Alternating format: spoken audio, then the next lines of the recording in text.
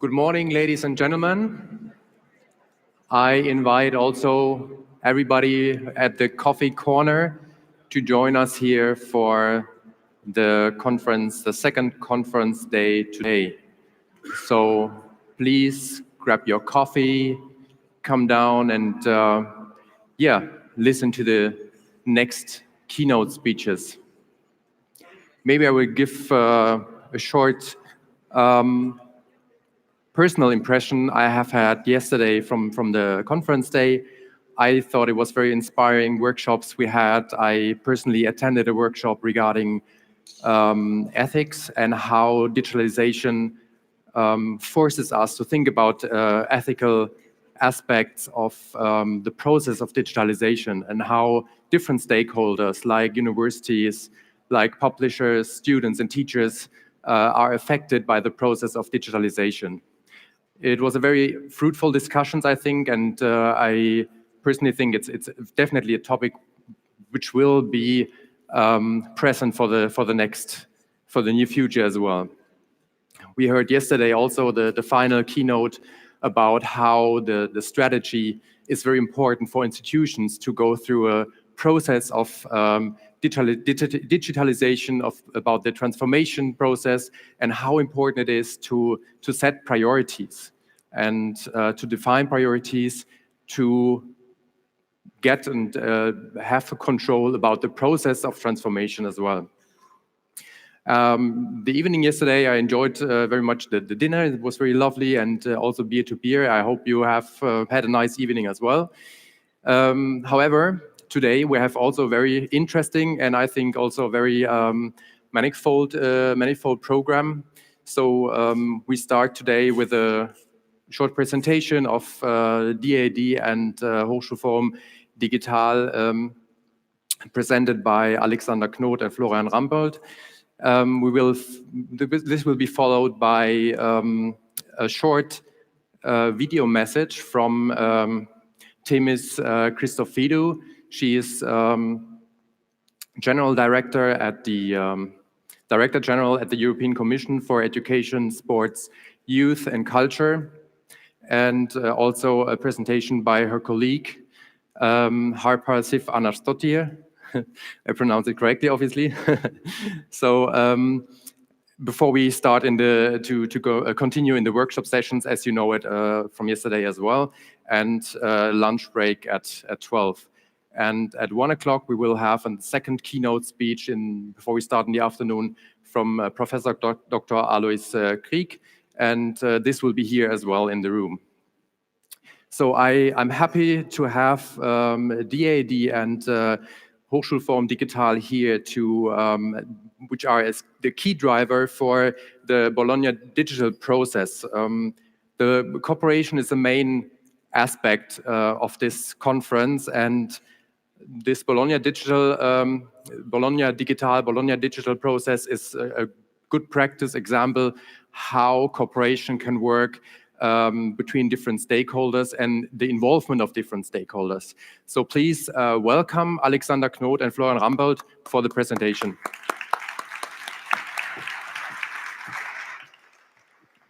Well, good morning, everybody. And yeah, as Sebastian already said, we're always joking a little bit and saying C is the key, collaboration is the key. And I think it's very good that we work together since quite a long time, and we still like us, and we still stay here together. So that's really good and really good news. And to start the day, we want to talk a little bit about the Bologna Digital Initiative, and I joined it later.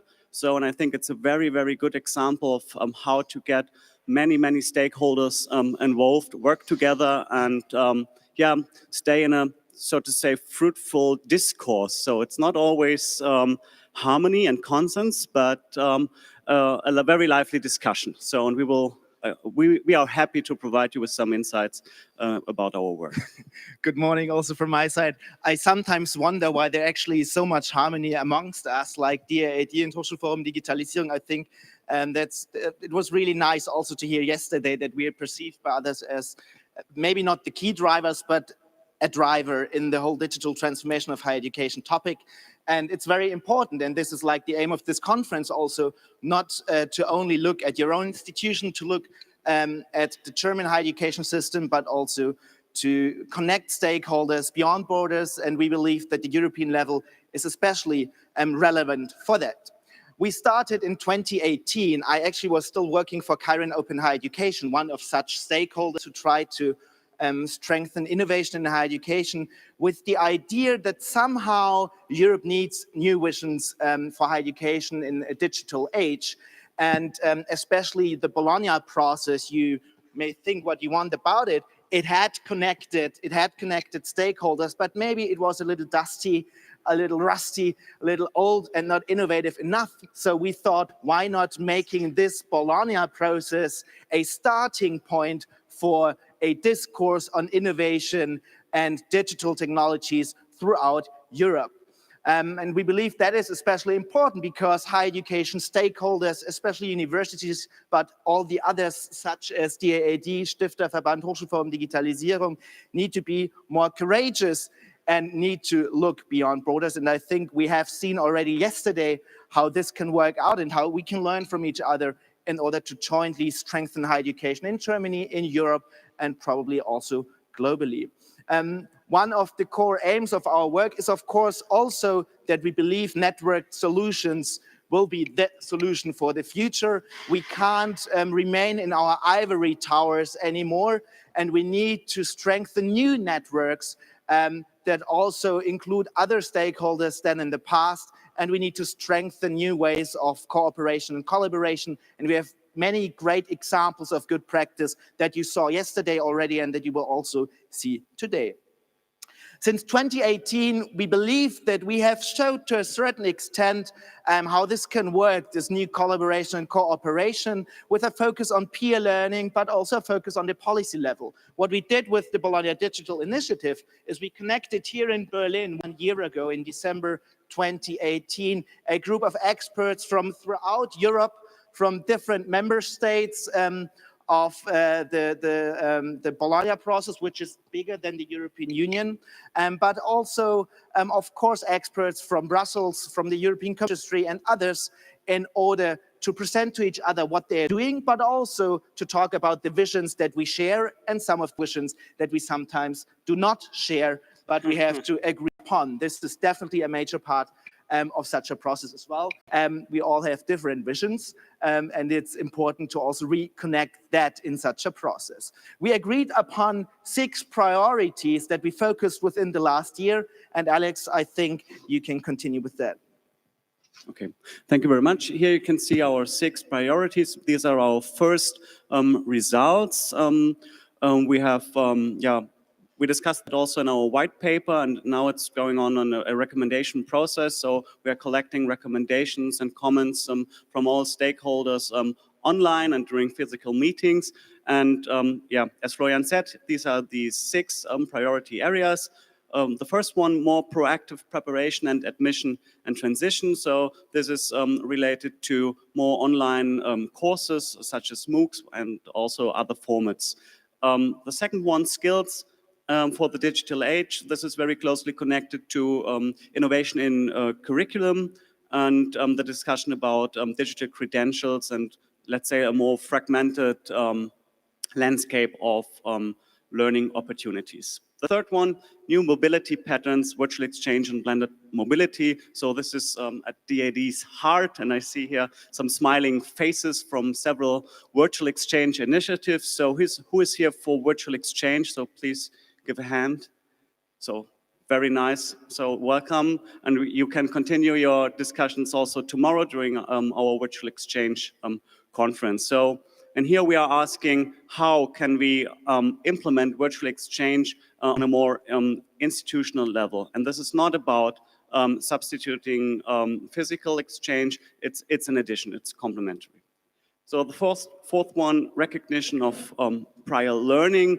I think yesterday you had the chance to join some workshops about that. So the topic of recognition. Aachen also is here. I guess maybe you will talk about that later a little bit. Quality assurance. this is very, very important to us because this is about standardization, about collaboration, harmonization, and agreeing on standards for curriculum frameworks, for technologies, for interfaces, for data sharing. So here's a very, very big chance for the Bologna Digital Initiative and for the process. So this is really, really important to overcome these different islands and to really work together and to build bridges from one institution to another and from one country to another and to really reach beyond borders. Sixth one, strategies for teaching and learning. I think the Hochschulforum Digitalisierung has started with a peer-to-peer approach, higher education institutions giving feedback to each other and helping each other by developing strategies for the digital age. And I think we're also contributing a little bit to this area. So here are our recommendations related to the 6 focus areas, and we divided them between higher education institutions and member states and the European Commission. And I think, yeah, you can see it here. It's all about making teaching and learning more open, providing open badges, working in the field of recognition, more fluent opportunities there. Maybe you can go to the next one. You don't want to talk about the ones? You'd like to add? Okay, then I would like to add, of course. I believe there are some aspects that are also at the heart of the Bologna process, sometimes feared by higher education institutions, sometimes also well welcomed, because it helped us to develop common standards. And also in the digital age, when we talk about digital content and digital technologies, it is good to talk about aspects such as quality or standards. And this is why it was really fruitful for us in the last year to discuss aspects such as recognition of prior learning and the standards that are needed for that. Standards not only needed for content in order to recognize, but also standards needed for the technologies we use for recognition of the future. We use for recognition management systems for more transparency, for more interoperability, in order to increase mobility and in order to really support students' mobility across institutions. I myself sometimes call myself like a quality assurance enthusiast. I believe quality is the key to ensure trust when we talk about the new digital age and when we talk about innovation in higher education. We always need to review the content and the quality behind the content, and we definitely need new standards for that. One very interesting aspect that was yesterday also introduced by our colleagues from the Netherlands is the question of new credentials. We have a current discourse going on the topic of micro-credentials. We had several talks about that yesterday. We're going to continue that during the day today. Also, we believe that there is a certain unbundling of education. That doesn't mean that any university is going to be replaced, but we need to rethink degrees and we need to rethink how lifelong learning works and what role higher education institutions can play within that. Last but not least, of course, that is also one of the major topics that we work with at Hochschulforum Digitalisierung, is how to support strategy development at higher education institutions. It was very important for us in the Bologna digital process to agree upon the wording of strategies for teaching and learning, not strategies for digitalization, because we believe you need to start with teaching and learning, and only starting from that point, you should look into how digital technologies can support what higher education institutions are doing there. We believe that based on the learnings we have, for example, in Germany and also the Netherlands, there need to be even more incentives for collaboration. I think the European Universities Initiative, for example, is a great example for more collaboration, for strategy development through collaboration. There's a lot going on at the universities that we are currently talking to, but there is an even greater push needed. And last but not least, it is very important, even more when we talk about digital solutions, whatever you do, whatever strategy you develop, whatever project we work on, we need to start with the learners. We need to talk with the learners throughout our processes. And very important, we need to make decisions together with the learners. And yesterday, some of you attended the workshop of the digital change makers, who also already collaborated between Netherlands and Germany. And I believe we really have to continue to work on that topic. Yeah, and finally, we can't do that alone. So and that's why you are here. We need you. So please join our initiative, come to our next workshop, write us many emails, try to use every format you can get to be involved in the process. And for that, we leave it for now. Thank you very much for paying attention, and have a good day here at the conference.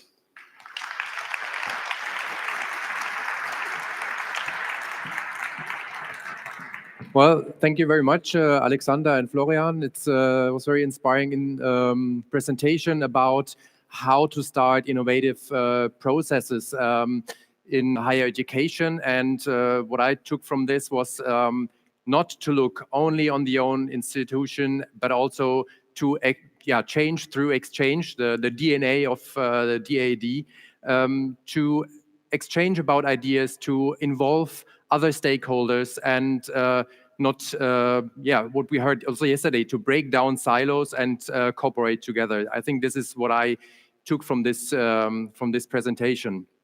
So thank you very much again for your presentation here. As next point, we have a video message from Ms. Themis Christofidou. She is Director General for Education, Youth, Sport and Culture at the European Commission. Unfortunately, she cannot attend personally. You all know that the European Commission was now confirmed, so they are all quite busy to start the business and set up the teams. And so therefore, we have only a video message, but I think it's also informative as well. So where do we start? Yes. Ladies and gentlemen, unfortunately, institutional obligations in Brussels prevent me from being with you today at this timely and important conference. Education is one of our main sources of empowerment to face the challenges of our time. Our societies, labor markets, and daily lives are not the same as just a few years ago. We're in the middle of a massive digital transformation. We know that pressing societal challenges, climate change, inequality, new worlds of work, more diverse populations, require everyone working together in a constructive manner. To achieve this, we need deeper cooperation across Europe to pool our resources, ideas, and knowledge together. With the von der Leyen Commission taking office now, we're just at the beginning of a new policy cycle. Digitalization is one of the top headline ambitions for the next 5 years. With a series of targeted initiatives, we will focus in making the European education area a reality by 2025, to create the European universities of the future, and to update the Digital Education Action Plan. To start with, the European education area needs to be fit for the digital age.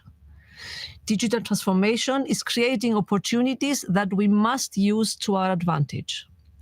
This also applies to creating the universities of the future.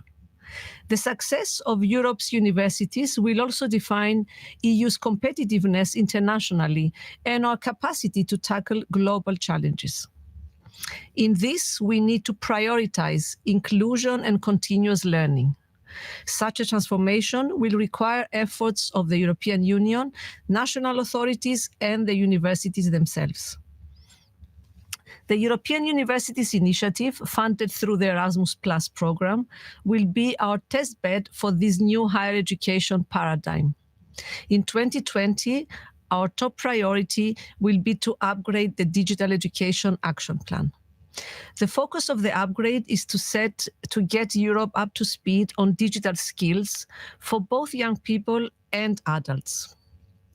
Building on the current one, the action plan will advance a comprehensive European strategy, underpinned by future digital skills benchmark, covering all education and training sectors, as well as informal and non-formal learning. It will support the improvement of skills and competences, promote digital learning, and also see how education and training can better keep up with our transforming societies. The future Erasmus Plus program that will run for the period 2021 to 2027 will be fundamental to support institutions in making a positive, smart use of digitalization. Let me give you just a few examples. The new program will equip more students with digital skills through increased financial support for digital traineeships. In 2018, more than 7,000 students benefited from the Digital Opportunity Traineeship pilot project, more than the double of the initial target. The program will promote learning and training in forward-looking subjects such as artificial intelligence, big data, and robotics. It will support new ways to teach, including digitally enabled pedagogies and new transdisciplinary approaches, such as the STEAM approach. It will also support flexible formats of mobility, such as blended mobility. A learner can choose a short period of physical mobility combined with a virtual component, allowing for international collaborative online training. Last but not least, it will make student mobility easier to manage for both mobility coordinators and students, and will make it easier for students to move from one campus to the other. For this to happen, the full rollout of the European Student Card initiative is essential. I strongly encourage all higher education institutions to start testing the features currently available within the Erasmus Without Paper network. Horizon Europe will be a partner in this transformation. The Commission has put forward an ambitious research and innovation funding program with a budget of 100 billion for the 2021 to 2027 period. In the framework of current Horizon 2020 program, the Institute of Innovation and Technology has supported since 2008 innovative education and training programs linking education, research, and business. Education programs of the EIT Digital are a good example, allowing students to acquire digital skills from an entrepreneurial perspective and integrate technical competencies in topical digital areas with business model thinking. Ladies and gentlemen, today we're talking about a new paradigm for higher education towards a transnational and transdisciplinary approach to learning, teaching, training, and researching. In this vision, digital technology is actively used to bring students, teachers, and researchers together to collaborate online. Digital solutions are implemented to enable seamless mobility of students and staff between universities. But universities cannot be left alone in managing such a transformation. They need strong partnerships with business and civil society. And will certainly do our part in helping higher education institutions across Europe remain competitive on the global stage, and in delivering high-quality education and research in an inclusive manner, creating value for European societies and beyond. I thank you for your attention and wish you a successful conference. So we appreciate very much. Yep. We appreciate very much that Ms. Christophidou took the time for, even if she cannot attend personally, to give a speech about her vision and strategy in higher education on European level and how to overcome, how to cooperate and how to overcome national boundaries and to cooperate on a more or less higher level in the European field. So in addition to that, we welcome our next presenter, Ms. Harper Sif-Anastottir. She is Policy Officer at the European Commission, and please welcome her as well. Thank you. Hello, everyone. This is a tough act to follow, I have to admit, but I want to start by thanking the DAAD and the Hochschulforum for Digitalisierung for organizing this conference and inviting me to speak to you here today. I was attending workshops yesterday, and so I was in full student mode, learning from all of the visionaries that are in this room today about the different projects that you've been working on, hearing about different strategies that universities are trying to develop to prepare for this digital age and to prepare for this digital shift that is about to happen. So I have taken away a lot of important and valuable information that I am excited to share with my colleagues when I go back home tonight and in the office tomorrow. So, as you heard Themis say, we are working towards a European education area. So here we're trying to improve education by building on the biggest strengths that universities in Europe have, I believe at least, and that is the level of cooperation that the universities have, the Erasmus program that we've had now for 32 years. There are a lot of opportunities out there to improve this cooperation and to really use it to improve our education systems, to ensure that we have high quality education, open to anyone, regardless of socioeconomic background, to really make mobility a reality for all, to remove all of the remaining barriers that we have to learning and training and cooperation in education within Europe, to tackle the final remaining recognition issues that we still have in Europe, even though typically recognition is quite good here in Europe. And we have the Bologna process, for example, that has enabled us to have a system in place that really helps facilitate mobility within Europe. There are still problems that remain, and we want to tackle these as well through the Council recommendation for automatic mutual recognition of higher education diplomas, as well as credits earned abroad. But it's not just about education, it's also about more of the cultural issue. And it's about how students see themselves. It's also about empowering students. So this European education area also foresees that it should become the norm, not only to be mobile during your studies, but it should become the norm to, on top of your mother tongue, speak 2 additional languages.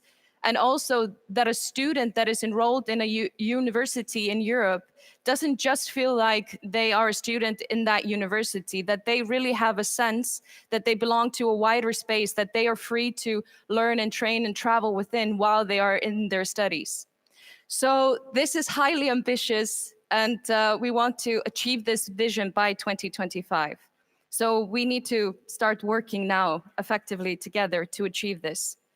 But luckily, digitalization is a great opportunity to achieve many of these objectives. I think we should remember that digitalization, and this was mentioned yesterday, is not just about digitalizing so that we are modern. Digitalization is really an opportunity for us to do more and better than what we're doing today. So that should always be the starting point in our digital strategies, to remember the purpose. And the purpose is to, at least from our perspective, from the Commission perspective, to achieve this European education area that is fit for the digital age. So Themis mentioned the Digital Education Action Plan that will be redeveloped or updated now in the future.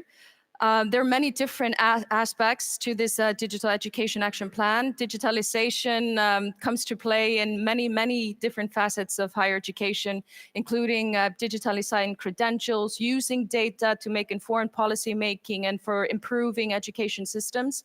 But today I want to focus on 3 things that are linked to the next Erasmus program that will start in 2020.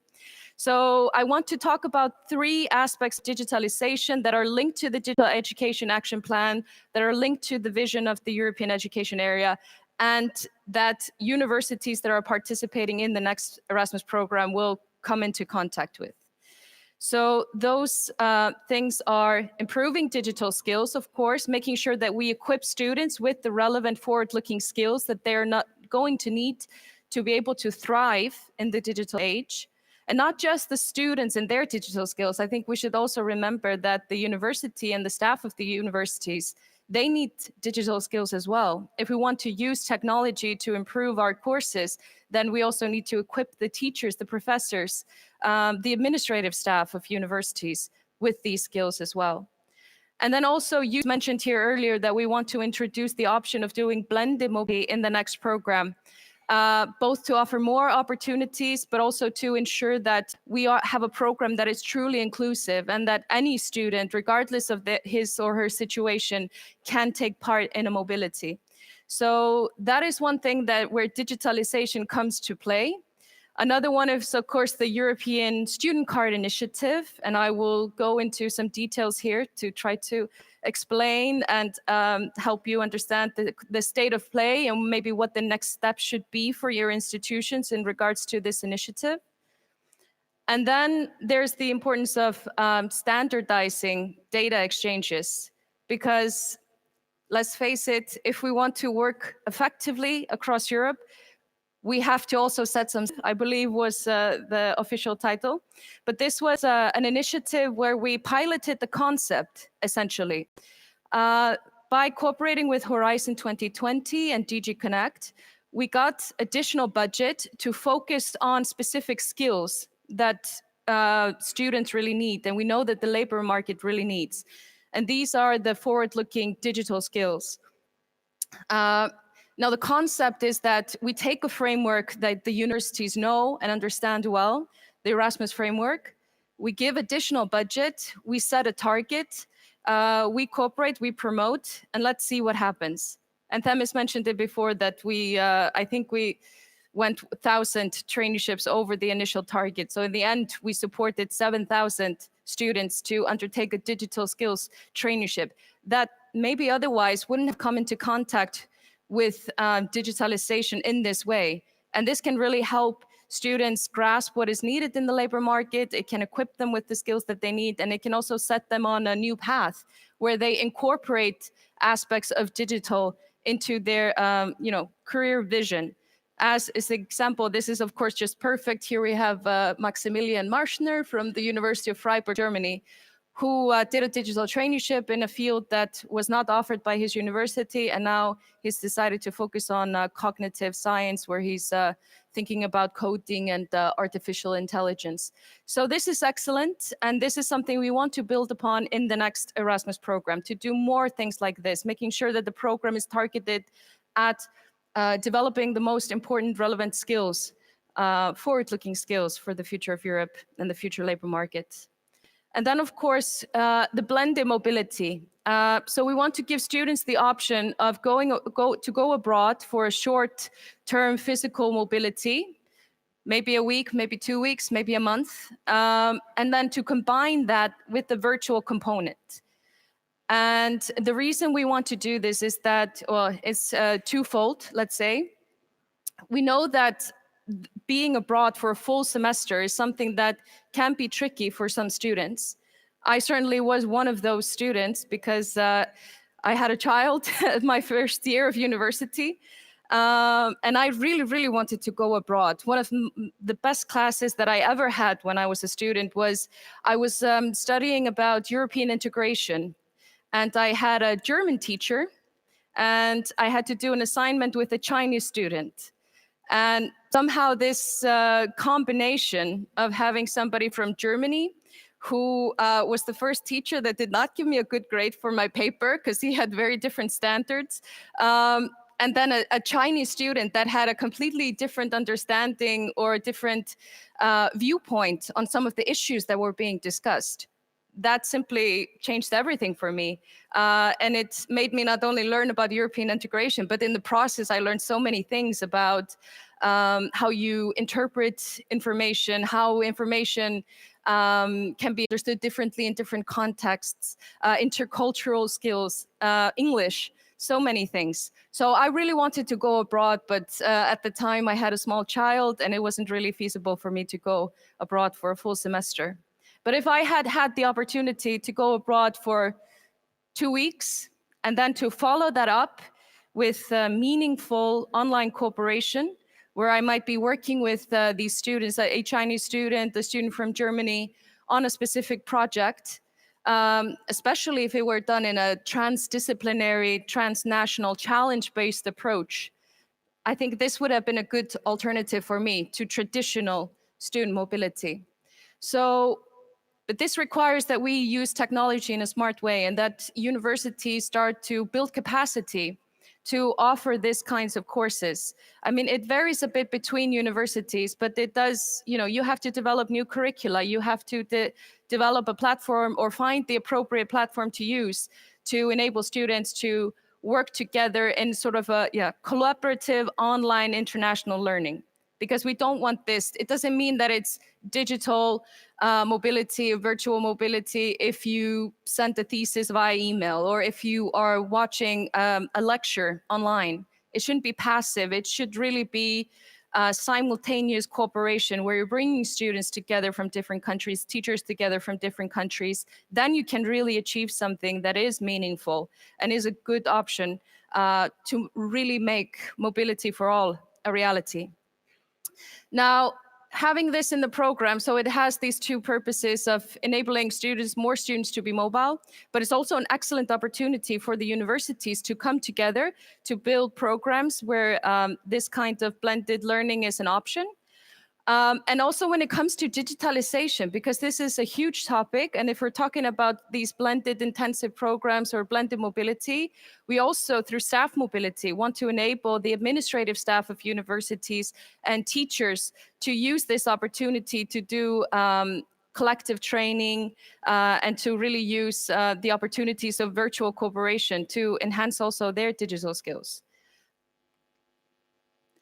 And it was mentioned before, of course, that the European universities really are a test bed for this new paradigm. And we really want the European universities to be role models and to be drivers for innovation in higher education. But of course, this doesn't mean that these things are exclusively for the European universities. These initiatives are really for all universities. But we are pushing and incentivizing these alliances to be the first to pave the way to inspire other universities. So this is in terms of the innovative pedagogies, to have these open programs where students are really at the center of their learning path, where they can pick and choose freely within the alliances what they want to study and how. All of this connects to the need for higher education to reinvent itself with the changes that we are experiencing now in our societies. And we also want these universities to have embedded mobility in them. We want them to really make automatic mutual recognition happen. And here I want to stress that when we say automatic mutual recognition, it doesn't mean no quality assurance. It doesn't mean that it just happens automatically. We will accept whatever. It simply means in the context of a mobility that if you are a student and if the learning outcomes of a course offered abroad matches the learning outcomes of the course that your university was going to offer, and you've signed a learning agreement, then when you come back, you should have those credits recognized. There should be no additional assessment. There should be no need to redo any courses. It should happen automatically. It seems that the case today is that many students are delayed in their studies because when they come back, they would have to do something additional to have these courses recognized, or they're recognized, but not in a way where it's fully part of their student's degree. So recognition issues is not just what happens with those students that go abroad and come back. I think that this demonstrates to students that it can be risky to be abroad and it could delay your studies. And we should really try to remove that risk so that that's not a factor when they're deciding if they should go abroad or not. And I believe that we can really make this happen. We have all of the materials here in Europe. And then finally, the European Student Card Initiative. Well, I shouldn't have said finally. Of course, there are many other things that these alliances will work on. But for the purpose of today's presentation, finally, the European Student Card Initiative. So what is this initiative about? Themis said that this was about making mobility easy. And indeed, this is what this initiative is about. It's about making it as easy for both the students and for the universities to take part in mobility projects. So when we were starting to work on the European education area, we did a Eurobarometer where we asked young people in Europe, and I think young people is 15 to 30-year-olds. I don't agree with that anymore because now I'm 32, so in the past I would have totally agreed. But we asked them about the initiatives of the European education area and what their view was. And here you can see it. Black on white, 9 out of 10 young Europeans think that the services offered by a European student card would be useful. So we know that the students, they really want this. If you think about it, education and preparing young people for being proactive, engaged citizens that have the right skills for the labor market, what could be more important than that? And this is a generation that's used to being able to do everything online. Everything is easy, you can do it online, it's not a problem. Yet, we make it quite difficult for them to be mobile. And this initiative is about changing that. So I think the easiest way to explain this initiative is to think of it as having two main strands. So on the left side, you have the digitalizing and standardizing, streamlining the administrative processes that we have in student mobility. And then on the other side, on the right side, you have the rolling out of the European student card. And I put that in quotation marks because it's not actually a central card that we will produce in Brussels and then distribute to all of the other universities or whoever's legally issuing student cards in your country. It's simply about co-branding student cards so that they can be recognized across Europe. But now we're talking about the digital age, and in the digital age, students are not traveling only physically, they're also traveling online. They are moving between systems, they're taking part in a blended mobility, they have to log into different systems, so they also need to identify themselves in the online world, not just the physical world. And this is what this initiative is about. Also, some good news. Well, you've maybe heard that the Commission officially proposed to double the budget for the next Erasmus program, and then the European Parliament wanted to triple it, and of course we didn't object. And then since then, we have now the new Commission coming in, and I'm happy to say that this initiative and digitalization is top priority for both the new Commission, the European Parliament, and it will be a top priority in the new Erasmus program. So we want to make sure that the next Erasmus program is really helping universities also implement these digital initiatives. Now, why is digitalization, standardization, streamlining, why is this so important? Well, we know with the tripling of the budget, we hope that we will also have much more students being mobile. And also we know that European universities have a target of 50% student mobility. And we have now these alliances working really hard to make that happen. And this is great news. I mean, we want to have more student mobility, I think. At least I don't think I have to convince this crowd here that internationalization in higher education is very important, and being mobile in your studies is very impactful. But if we continue with the processes that we have today to administer student mobility, I'm afraid that it's going to be a problem. We really have to change the way we work together. And digitalization is an excellent opportunity to decrease administrative burden, to make sure that we respect the once-only principle. So if a data is entered into a system once, then it should be able to travel where it needs to go in a secure manner. Today's mobility coordinators, they sit at their offices managing multiple systems, having to enter data and re-enter data into different systems.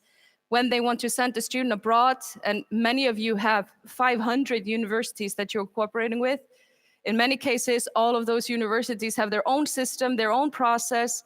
There's their emails flying around, there are logins that you have to remember. And this is a great source of frustration, and it's also a source of mistake, misunderstanding, miscommunication amongst mobility coordinators that are trying to facilitate and make sure that these mobilities happen.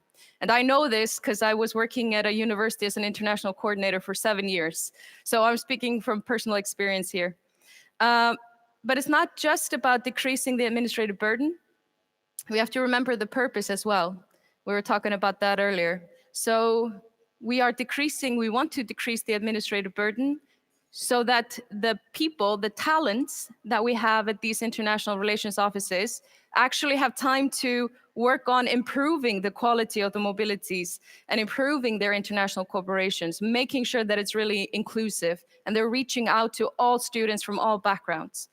If you're stuck in your office facilitating these paper-based, fragmented processes, you don't have much time to do that. So that is the purpose ultimately. I sometimes hear people say like, oh, but when you have automated these things and streamlined it and made it, click of a button, the data can go where it needs to go. I mean, won't I be out of a job? And to them, I say, is your passion in life to scan documents and email them as PDFs and then print them out and sign them again? I don't think so. I think the people that work in international relations offices are passionate about international cooperation. They believe it's meaningful to help students be mobile, and they would much rather dedicate their time to work on that rather than facilitating these processes. This initiative is also an opportunity for us to improve GDPR compliance. So general data protection regulation, making sure that the data is protected and we respect the principles of this regulation. If you're using 10,000 different systems when you're managing your mobility, I believe it's quite tricky to make sure that you are being compliant. And if we have a single secure exchange network to exchange data, it's much easier to guarantee that we are being compliant with this regulation. And then we also want to think about, it's not just about connecting universities, it's really about empowering students as well and making sure that they have easy access to services, that it's easy and straightforward to be mobile, and also the co-branding of the cards and this ability to authenticate yourself online and use your student identifier to follow courses in another university. That is what gives you this sense of a shared European student identity. So now we come to the maybe tougher part of this talk. Now we talked about the objectives, and I saw a lot of nodding when I was talking to you, so I think you have understood what needs to happen. But in order for this to work, we have to connect systems and we have to define standards. So people will have to come up with a strategy, and they might need to change some internal processes in order to make this system function. So first of all, how will we get there? How will we connect the universities? Well, we were lucky at the Commission because when the political mandate came to actually make this initiative happen, we didn't have to start from scratch. In fact, the universities, they were way ahead of us. They had already identified these problems, and they were already working on pilots and projects to find the solution. So how do we get there? The Commission is supporting a number of bottom-up projects that are developed by universities for universities, which I believe is absolutely the best approach to deal with this issue. So we are supporting these bottom-up projects, and then for the future, we are turning them into a more sustainable format. So you may have heard about some of these projects. I will try to be super quick, but Erasmus Without Paper is the project that is digitalizing the administrative processes and creating this network where universities can exchange data. The brilliant part of this network is that it really works for any university. So it doesn't really matter if you have your own built-in in-house system to manage student mobilities, if you have a third-party provider, a commercial provider that you buy software from to manage your mobilities, or if you have no system. There is a pathway for all universities to connect to this network. So it's really inclusive, and the motto of the project partners is no university left behind. And they've truly come up with a plan to make sure this can happen. Now, it's not enough that the universities are connected to all of these more streamlined processes now. We also need to make sure that the students can connect. Now, we launched the Erasmus Plus app in 2017. I believe it's been downloaded 73,000 times since then. So it's been out there for a while. And we've just signed a contract to redevelop this app so that it really connects to these universities. The student can apply for their mobility. It's a transparent process. And when the student needs to step in to accept or send something, they can interact both with their sending organization, but also the receiving organization. And also when they are doing so, they will need to identify themselves. They will need to be able to demonstrate that I'm the same student. They need to have credentials to log in, to access services. And for this, we have the My Academic ID project that is developing a European student e-identifier to make that happen. And finally, we have the European Student Card project, which ended, I think, in 2018, but they have piloted the co-branding concept. They are partners in this initiative as well. You can already start to co-brand your student cards today. You can just go to europeanstudentcard.eu to read all about it. But the important message is it's not so vital that you understand all of these different projects. They all work together to achieve the same objective. If I were to give you one advice as a university, it would be connect to the Erasmus Without Paper network, and then the rest will come to you. You don't have to follow up so closely all of these different projects. Now, I talked about standards, and here's the tougher part. We have to make sure that all universities are using this system, otherwise it doesn't work. We don't get the efficiency gains and the benefits if we don't make all the universities connect to the system. And for a long time, the Commission was a bit reluctant to actually do this. It's much easier for us to say, you guys do what you want. But it became clear to us that it was actually needed to put a milestone in place and to have a roadmap in place. So the higher education community is moving together step by step to implement these objectives. When I was talking to universities, I would always run into two types of universities. The ones that were implementing this already, but there's nobody on the receiving end. So they're sending emails that are being deleted and sent back a paper copy. And then the universities that were waiting for something to become official, essentially for them not to have a choice anymore. So from the stakeholder feedback we've gotten, it became clear that we needed a roadmap. So this is the roadmap that has been defined now. It's been defined in our working groups and discussing with our stakeholders. So by 2021, the interinstitutional agreements need to be digital, and we will launch the interinstitutional agreement manager for testing early 2020. We're preparing a communication for all of the universities so you know exactly what to do and how to do it. And then the online learning agreement, which has been out there for quite some time. This will become mandatory. And then we do this step by step. 2022, all of the nominations should be exchanged through the network. 2023, the transcript records as well. And let's face it, it's an IT project. These are technical solutions. You never know. We want to test these things before we actually make them mandatory. So there's a little disclaimer there. We will stick to this roadmap provided that testing proves that these are fit for purpose. And to make it mandatory, people ask, why mandatory? What does that mean? Well, commitment to digitalization will be a part of the new Erasmus Charter for higher education. So there you can see the reference universities commit to implementing the program priorities by implementing the standards in line with the European Student Card Initiative. And this means that the Erasmus Plus national agencies, when they're doing monitoring visits, they will be asking about this, and you will be asked to report back on the progress you're making for digitalization. But I want to be clear, we won't prevent anybody from accessing the program, and it's not about kicking universities out if there is a problem or something. It's not how we have traditionally worked with you. If there is a problem in compliance to this charter, we have invited you to find a solution. We figure it out together to make sure that the universities that are taking part in the program are keeping up. But it does mean that somebody saying, we opt out, we don't really want to work on this with you, it's not an option in the next program. And finally, digital change is cultural change. This has been said a few times already at this conference, and this is absolutely true. Because even though I had here a magic solution, technical final solution, ready to go, perfect in every way, I think still the universities would not be ready to use it.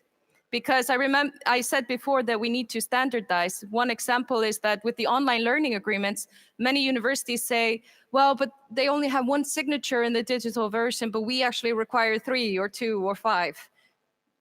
Well, we have two options then. We can either make the system super flexible so everybody can edit and add all of the fields that they want, But A, then we'd run into the same problem we already have. It's going to be a fragmented system.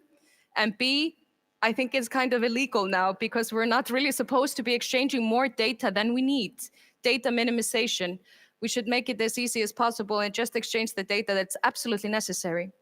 But we are talking here today about institutional strategies.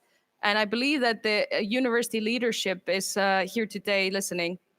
And I've heard so many times people from international relations offices that are ready to use this system and they really want to make sure that this happens, but they say either my rector or the leadership doesn't really understand, it's not a priority for them, or the IT people don't understand, or it's not a priority for them. So even though I think the international relations offices are ready to work on this, if it's not an institutional strategy and if it's not the entire institution working together in sync to achieve this, then I think your institution might have a problem. So my sort of call to action to you here today is go back home, think about digital strategies, the theme of this conference, and make sure that you really embed the European Student Card Initiative in these strategies. So on that note, I simply say we look forward to working together with you. And if you have any questions, go to our website. We're working on improving it so it has more practical information, but you can still visit it today. Then also there you have our functional mailbox. Feel free to send us an email. And I forgot to mention, but I want to mention it before I leave the stage. I promise I will leave very soon. Because now we're moving from this piloting phase and the dreaming stage, and we're moving into implementation stage. And when you move into that stage, there might be barriers or challenges or something at the national level that the Commission as such cannot come in. We don't have competence as such in education.